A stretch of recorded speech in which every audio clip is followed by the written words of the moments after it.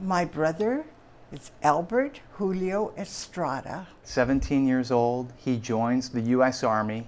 He fights in one of the most brutal battles of the Korean War, the Chosin Reservoir, in a frigid North Korean winter. Presumed killed in action on December 6th, 1950. This year, you received a phone call from the U.S. Department of Defense. What was that moment like for you?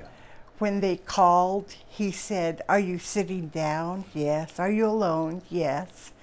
And I knew what he was going to say. He said, "I have good news for you." He said, "We have found your brother's remains and we have identified him through DNA." And I was just shaking and started crying. And he said, "We're going to bring him home." And it was just like words I never thought I'd hear. After all these years, Yes. had you started to lose hope? No, not at all. No, they just never give up. So you can't give up. You have to keep faith and just trust that they're going to find him, you know. You and Albert and your many siblings grew up right here in Woodland. You were just 11 years old at that time. Yes.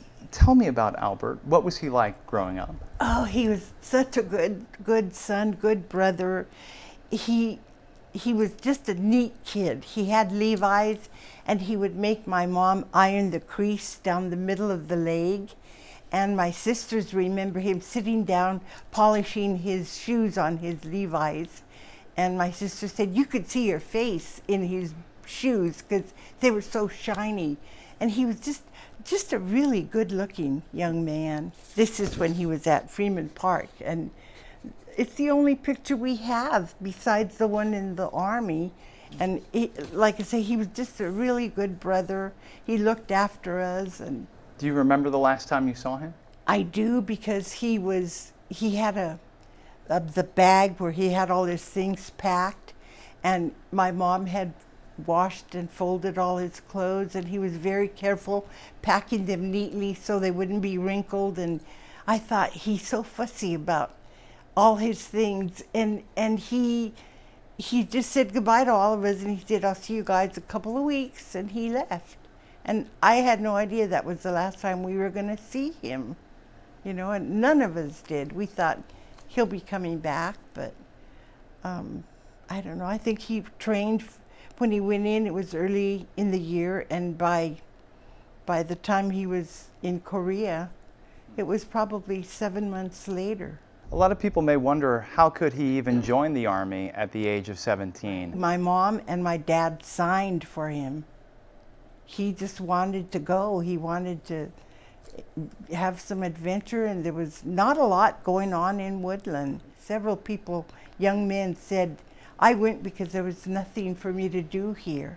I needed to work, I needed a job," and perhaps a sense of purpose. Yes. How did your family find out that he was missing? We were at school, and they called the principal and said, "Please send Teresa's daughters home. There's an emergency at home." So my older sister, Rachel, she ran all the way home, and I was trying to keep up, but I couldn't keep up with her. We got home, and my mom was sitting on the couch with this telegram, and I thought, why did they leave her here crying? And she didn't know what that telegram meant, you know? And so we had to explain to her, and she just said, "But how did he get lost? ¿Cómo se perdió?" You know, she didn't understand it. And all it said was, "We regret to inform you that your son," and I almost know it by heart. And the telegram just said he was reported missing in action. And we will continue to look for him, and you will be notified. And so off and on, they would, you know, let her know we're still looking.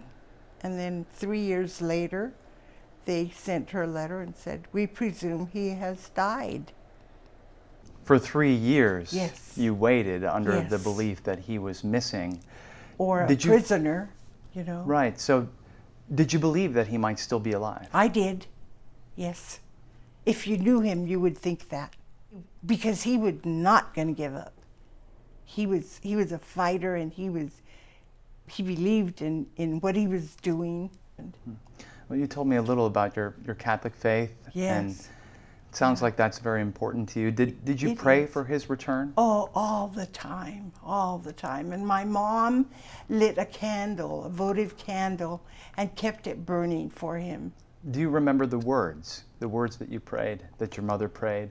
Oh, yeah. She would say, Santa Maria, Madre de Dios, ruega por nosotros. And then she'd say my brother's name, and cuídalo, that means take care of him, you know, and bring him home to me. When you learned in 2018 that the U.S. and North Korea had come to an agreement to bring home 55 boxes of U.S. military personnel remains, did you believe that Albert might be among those boxes? I did. I thought, okay, they're going to find him.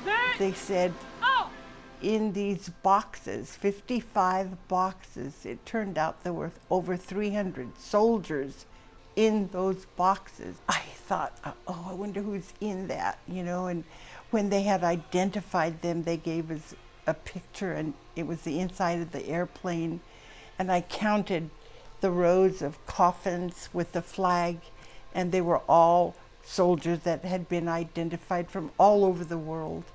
And I thought, wow, I'm so glad that they're going to notify people and they're going to find out about their loved ones. It'll be just next month that you'll be able to bring your brother home. What will it mean to have him home in Woodland?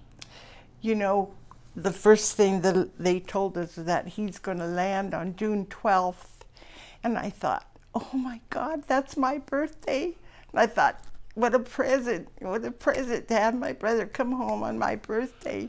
And the lady that works with the Catholic Church said, why are you reacting like that? I said, because he's coming home and it's my birthday and that's a great present.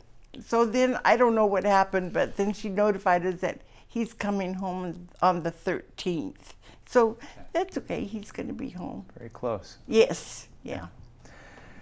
You talked about your parents. What do you think that your parents would say? Oh, they would be so happy. And a lady from Oregon said, remember that he was already in heaven when your mom and dad passed, and my sisters and my brother, and he was there to greet them. And I thought, that helps me a lot, you know. And my sister said, they're probably having a party and rejoicing that they're all together. And I thought, Mom waited and waited all those years, and thank goodness, you know. I do believe that they're together. So and that helps us. And as we close this chapter in your life, what do you want people to remember about Albert? I want them to remember what a good person he was, that he cared about his country, he cared about our town. Do you feel like in the end your prayer was answered? Yes, I do. I mean, at least he's coming home and we can lay him to rest, and my mom's going to be happy.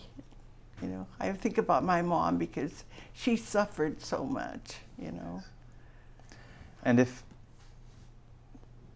if Albert were here, if you were able to say something to him, what would you want him to know? If he was to walk in today, he would meet 65 nephews and 45 or 50 nieces and a whole bunch of cousins, and he would be overwhelmed by how big our family has gotten. And he would love that. He would love that. Will a lot of them be there when you finally get to put him to rest? Yes. Oh my gosh. That's what I was telling you. This morning I had 663 messages, and then there was another 40 or 50, and I thought, I'm never going to get through all this because I feel like I have to answer everybody. I can't not answer them, and they're all very nice, loving messages. What's it say to you that so many people, that strikes a chord with so many? Yes, And people who have lost a son or a dad, they wrote too. And those are really special, you know. So I'm glad. It's like the officer, the casualty officer said, remember, Ruth, this is a happy time for you. And it is. But still, it's still sad.